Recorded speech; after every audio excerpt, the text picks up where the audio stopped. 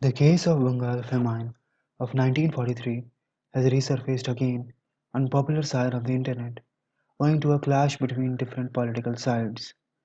Bengal famine was a famine in Bengal region of India, which was then a colony of British Empire.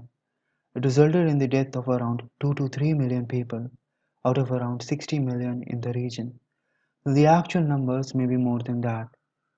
I saw a discussion of that first in a video by Alternate Hypothesis that questioned the generally prevailing idea about Winston Churchill's role in it. Winston Churchill was then Prime Minister of Britain. Another video by Settler's Lament on the topic covers many discussions about this that have been carried on the internet forums recently. I will link Settler's Lament's video in the description, but let us look at the points raised in the video and the analysis adopted.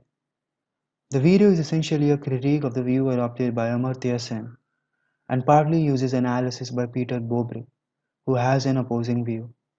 The video presents an argument against a hard critique of British government over its supposed failure to control the famine.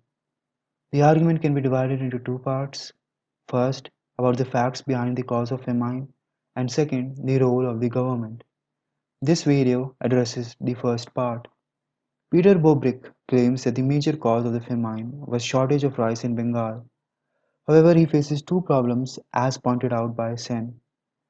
Firstly, the production estimates show that while production was indeed relatively lower in the year of famine, it was much higher than in 1941 and thus could not have uniquely caused the famine in 1943 if such shortage did not cause famine in 1941.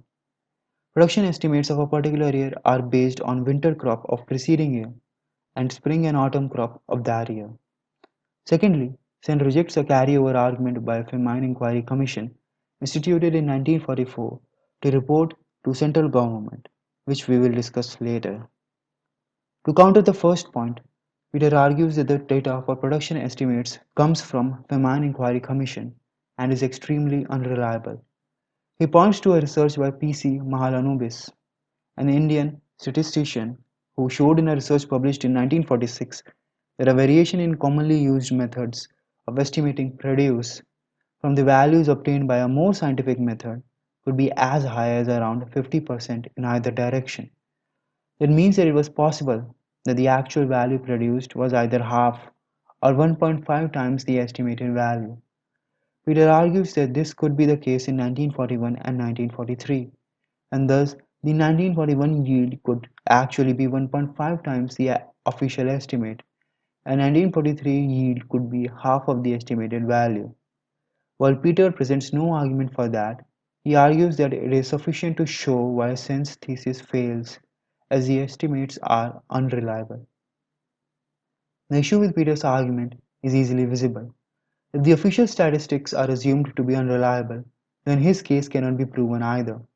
However, unlike Sen's case, for Peter's argument to hold, one must also believe that the production statistics for famine year were overreported and for other years were underreported. But the only motivation to believe that would be if one believes that the shortage of rice caused the famine, which makes the argument circular.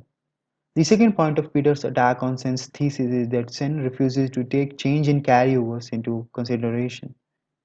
Carryover in a particular year refers to the rice left unconsumed from last year and thus is saved for that year.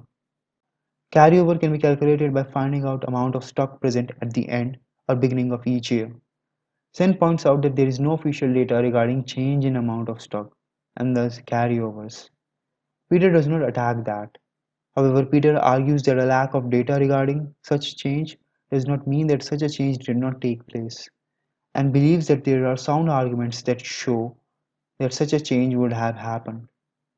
Peter argues that less production during December of 1940, which is shown by production estimates, meant that there was less rice available for 1941, and thus the rice harvested in December 1941 was consumed early. This meant that while production in 1941 was good, the overall rice left for 1942 and thus 1943 was low, and a lower production in December 1942 would have been adequate to cause a famine in 1943. This analysis is, however, problematic. Assuming production estimates of 1942 are reliable, because they show production to be quite good, it follows that the stock of rice in 1941 should have been less than in 1942, and a hypothetical example chosen by Peter himself shows this. This means that the rice price index for 1942 should be lower than, or at least similar to that of 1941. But that is not the case when one looks at the Famine Inquiry Commission data, which was taken from the Office of Economic Advisor of then Government of India. How could a higher supply lead to higher price when the demand remains the same? This is in addition to the fact that to accept Peter's argument, one has to accept a change in carryovers, though there is no data regarding the stock position. Whether that is justified or not, it is a problem, and Peter's case is thus also unsupported by evidence. Thus, in such battle of competing hypotheses, one has to decide which side is more reasonable, using data that is not as credible. And while Peter argues that this affects Sen's arguments, Peter's own arguments are affected by lack of such evidence, too.